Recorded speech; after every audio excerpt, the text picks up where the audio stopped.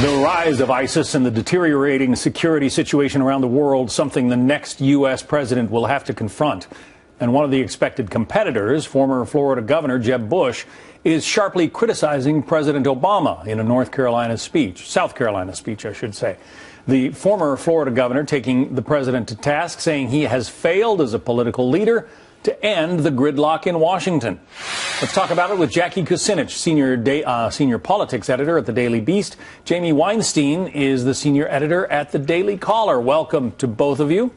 Thank you. Jackie, to you first. Civility is one of the touchstones of the nascent Bush campaign, not officially announced yet. But he posted, he had some pointed, if very civil remarks about the president. You're absolutely right. He talked about how the president, he said that personal relationships are one of the ways that things get done in governing. And it's absolutely true. And this president really hasn't had a great relationship with Congress. That's been well documented.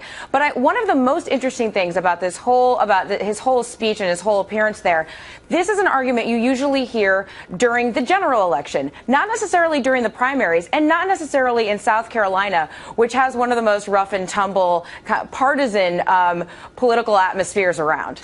Do you agree? I mean, is this the kind of an argument, Jamie, that people normally bring out in a general election? Yeah, absolutely. It's more once you get to try to reach out to the rest of the country, and rather than your base, you talk about these type of issues.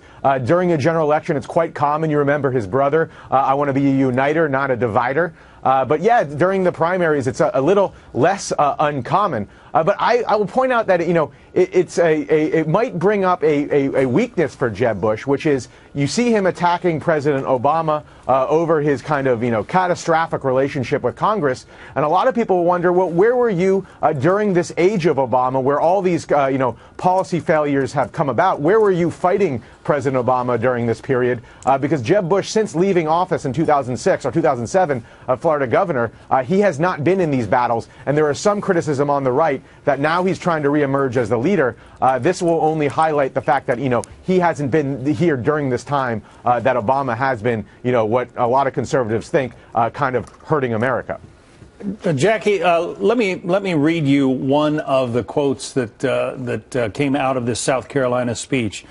Jeb Bush said it is the president's responsibility to reweave the web of civility and to improve the discourse. And this guy, meaning the president, does not believe it's his priority or mission to do that.